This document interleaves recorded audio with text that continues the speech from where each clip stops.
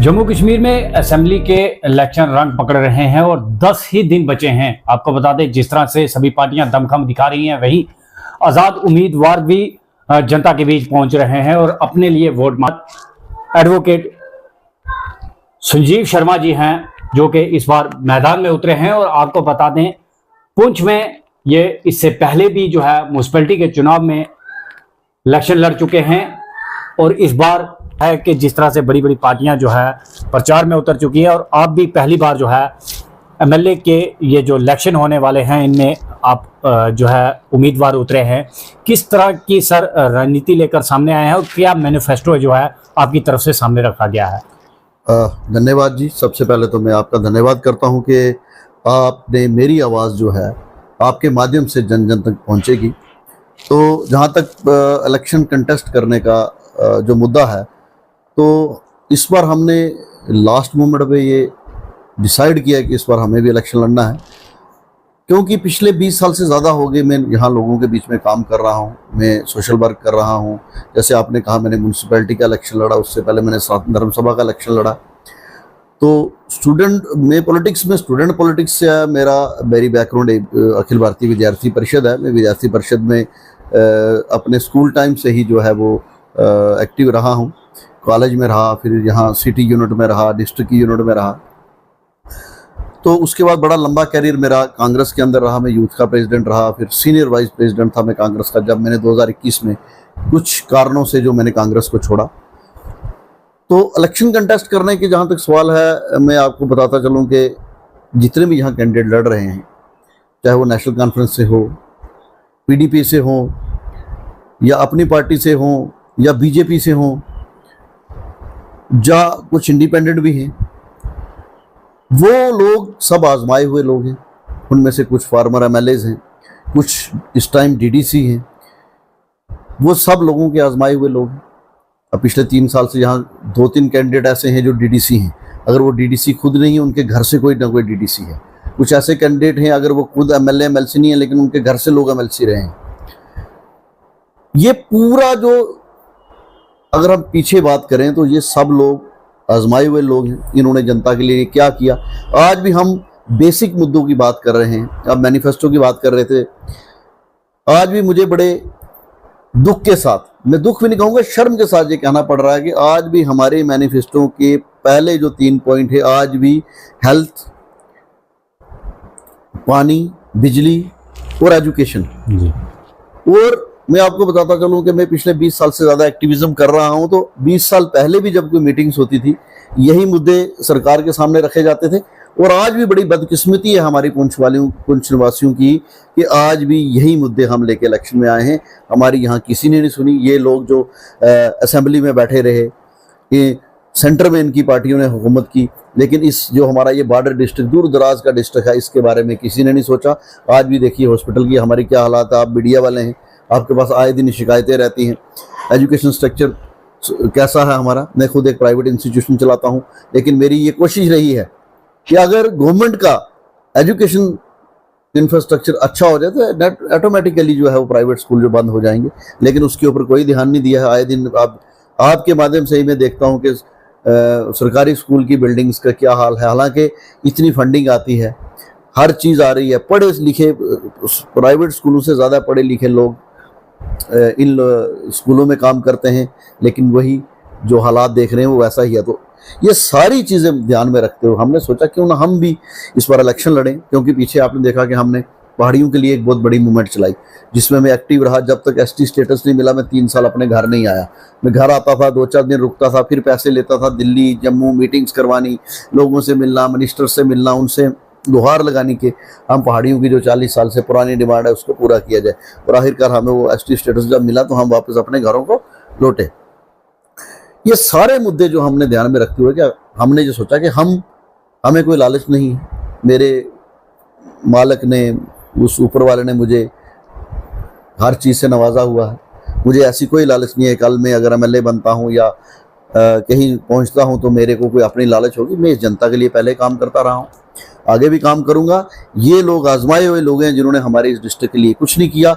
इनकी नाकामियों को देखते हुए हमने इस बार ये डिसाइड किया कि हम इलेक्शन लड़ते हैं, लोगों तक हम अपनी बात पहुंचाते हैं, हर जगह पहुंचते हैं, तो ये लोगों को बताएंगे कि अगर हम कामयाब होते हैं तो ये जो बेसिक मुद्दे इतने सालों से लटके हुए हैं इन सबको हल करने की पूरी कोशिश। संजीव जी, जैसे आपने बात किया कि आपने जो है पहाड़ियों के लिए जद्दोजहद की, और हमने भी देखा पिछले कई सालों से आप लगे हुए थे, पुंछ में मीटिंग हो या दिल्ली में जाकर जो है होम मिनिस्टर से मिलना, कहीं ना कहीं आपकी तरफ से ये उस समय कहा जाता था कि अगर हम पहाड़ी स्टेटस हमें मिल जाता है तो हम जो है भाजपा का हाथ मजबूत। बात है या किसी भी पार्टी की बात है, अभी तो हमने ऐसा, क्योंकि देखिए मैं पहाड़ी मूवमेंट में इतना एक्टिव रहा, मुझे बहुत सारे ऑफर भी आए, लेकिन मैंने भाजपा ज्वाइन नहीं की। मैंने जैसे आपको कहा, मैं पहले कांग्रेस में था। पार्टियों में रहने के बजाय अगर इंसान इंडिपेंडेंटली काम करे तो उसके लिए कोई बंदिश नहीं होती। अब अगर किसी पार्टी में रहोगे तो ज़रूर आपके लिए कुछ ना कुछ बंदिशें होती हैं, लेकिन हम इससे भी कभी इनकार नहीं करते कि आगे वाले वक्त में हम कोई पॉलिटिकल पार्टी ज्वाइन ना करें, क्योंकि पॉलिटिक्स में रहना है तो किसी ना किसी, अब किस में जाना है ये मेरी जनता डिसाइड करेगी। मैं अपने से कोई डिसीजन नहीं ले पाऊंगा, मेरी जनता यहाँ बोलेगी, जो लोग मुझे वोट करेंगे उनसे पूछ के अगर कोई पार्टी ज्वाइन करनी हो। लेकिन अभी तक हमारा यही विचार है कि पार्टियों की बंदिश के बजाय अगर आप इंडिपेंडेंट रहते हैं तो आप अपनी आवाज़ जो है ज़्यादा अच्छी तरह से रख सकते हैं। जहाँ तक आपने एक और सवाल पूछा कि भाजपा से, हमने कहा था कि भाजपा अगर हमें एसटी स्टेटस देगी तो हम भाजपा के साथ चलेंगे। बिल्कुल आपने सही कहा, ये हमने भाजपा से वादा किया था, लेकिन उस वादे में आपको पूरा नहीं, एक चीज़ और हमने जोड़ी थी। हमने उनको ये कहा था कि जब भी आपको कैंडिडेट सिलेक्शन करेंगे, आप एक अच्छा कैंडिडेट सिलेक्शन करेंगे। अगर उस टाइम आपकी सिलेक्शन गलत हुई, शायद हम पहाड़ी लोग उनके साथ ना चल पाएँ। तो आपने देखा कि भाजपा ने अचानक से ही, हमें किसी कैंडिडेट से कोई विरोध नहीं है, लेकिन जो लोग इस भाजपा के अंदर काम कर रहे थे या पहाड़ी मूवमेंट में काम कर रहे थे उनसे कोई पूछा नहीं गया। डायरेक्ट ही किसी कैंडिडेट को हमारे ऊपर लाके बिठा दिया गया कि इस कैंडिडेट की सपोर्ट करो। तो शायद हमारे पहाड़ी लोगों में वो थोड़ी नाराजगी है, और थोड़ी नहीं, बहुत सारी नाराजगी। कहना है कि पहाड़ी जो है इस बार भाजपा को जो है वो वोट नहीं करेंगे। मेरे को तो, मैं खुद इतनी बड़ी मूवमेंट में रहा हूं, क्योंकि हमारी वहां दिल्ली में यही बात होती थी कि जब आप कैंडिडेट सिलेक्शन करेंगे तो आप कैंडिडेट सिलेक्शन, उस सिलेक्शन प्रोसेस में हमें भी बिठाएं, हमारे भी व्यूज़ लें, यहाँ की आम जनता से पूछें, फिर कैंडिडेट सिलेक्शन करें। और वही भाजपा ने इस पर गलती की। शायद उसी के कारण मुझे इंडिपेंडेंट लड़ना पड़ रहा है, क्योंकि देखिए मैं इंडिपेंडेंट लड़ूंगा, जितना खर्चा होगा पैसा, अब आपको मालूम है कि इलेक्शन बिना पैसे के नहीं लड़ा जाता। गाड़ियों में तेल लग रहा है, बैनर पोस्टर ये सब लग रहे हैं, ये पैसे से बनते हैं। तो मुझे कोई, संजीव जी, जैसा कि देखा जा रहा है कि भाजपा एक दावा कर रही है कि पुंछ डिस्ट्रिक्ट की तीनों सीटों पर जो है भाजपा का कब्जा होगा, किस तरह से देख रहे हैं कि एनसी हो, पीडीपी हो, कांग्रेस हो, वो भी मैदान में है? देखिए अगर हम भाजपा की नीतियों की बात करें, इसमें कोई दो राय नहीं कि भाजपा की नीतियाँ अच्छी थी। शायद कैंडिडेट सिलेक्शन पे अगर हम बात जाएं तो शायद उन्होंने थोड़ी सी गलती की है। जहाँ तक तीनों सीटें जीतने की बात करें तो सभी पार्टियां दावा कर रही हैं, खाली भाजपा नहीं कर रही।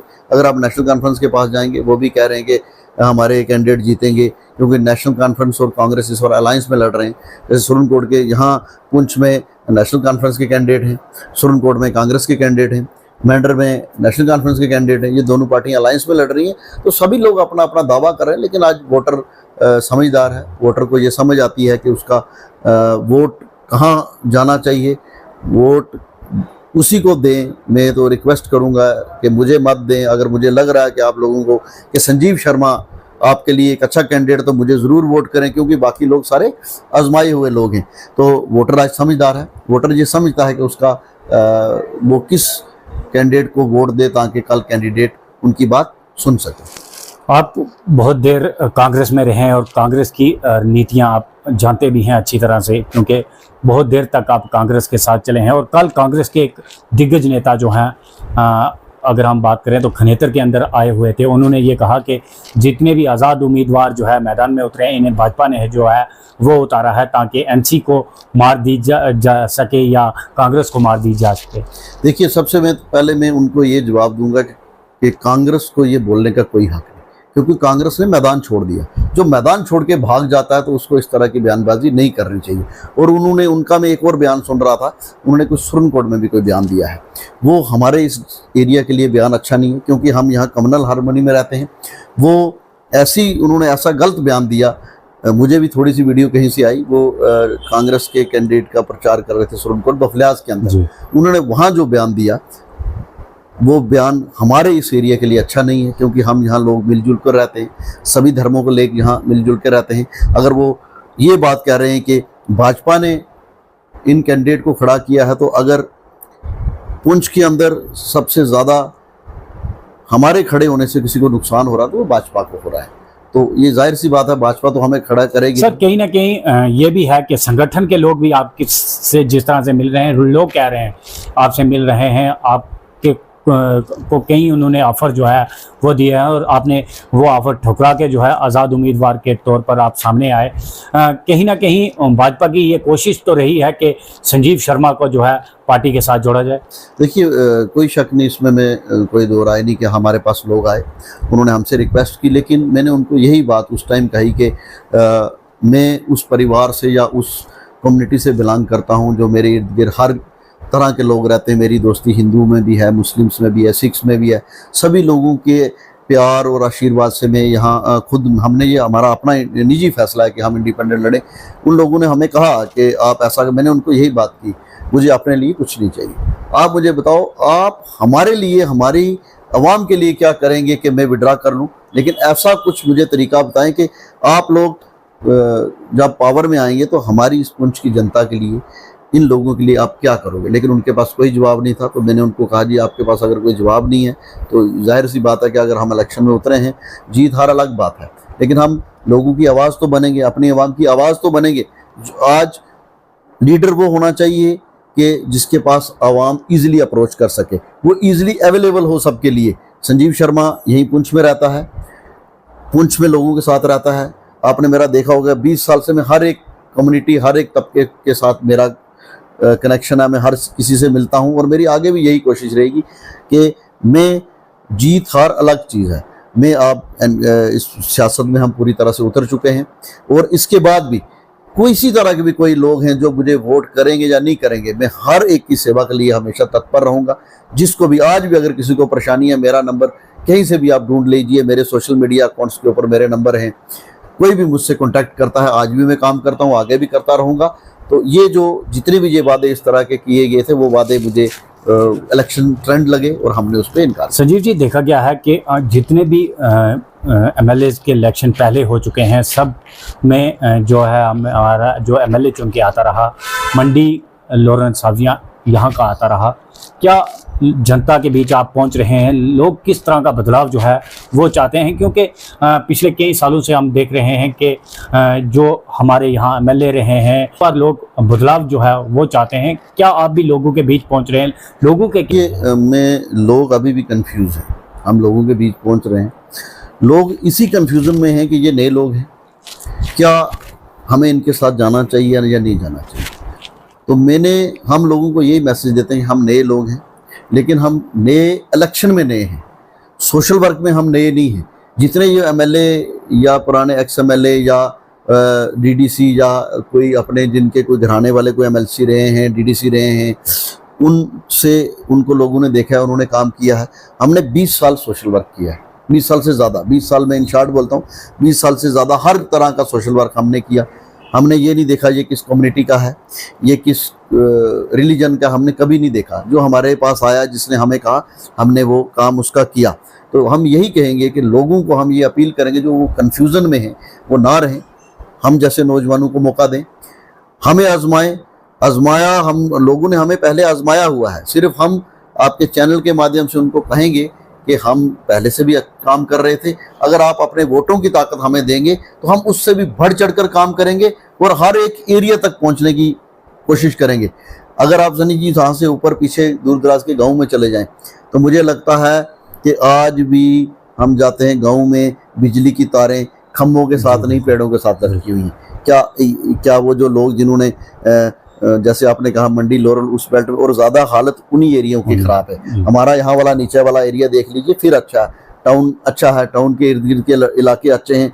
दूर दराज मंडी सब्जियाँ लोरन में चले जाइए, इतनी बुरी हालात है लोगों की, आज भी लोगों के पास पीने का पानी सही ढंग से नहीं पहुँच रहा। मंडी लोरन इस बेल्ट में एक ही फसल होती है क्योंकि बर्फ़ पड़ जाती है, और जो एक फसल होती है वो कितनी होती है, वो कभी भी उनका इकनॉमिक इकोनॉमिकल स्टेटस अप करने की इन लोगों ने कोई कोशिश नहीं की। हालांकि गवर्नमेंट की तरफ से हज़ारों स्कीमें आती हैं, लोगों को अच्छी तरह से गाइड नहीं किया गया कि आप इस एरिया में रहते हो, इस एरिया में रह के आप किस तरह का बिजनेस कर सकते हो, किस तरह का काम कर सकते हो। ये स्कीमें गवर्नमेंट, इस तरह की कोई भी स्कीमें यहाँ इन लोगों को नहीं बताएगी।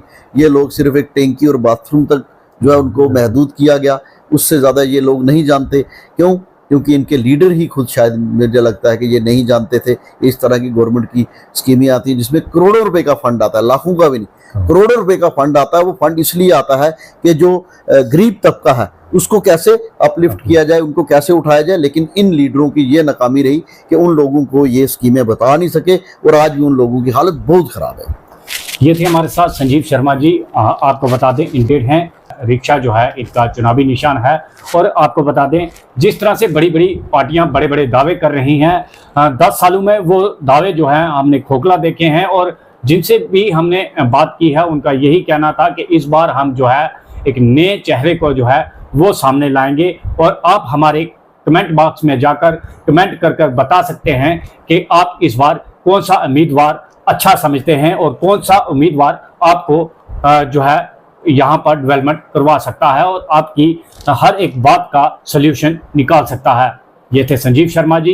कैमरामैन शहजाद के साथ सनी शर्मा, पूंछ।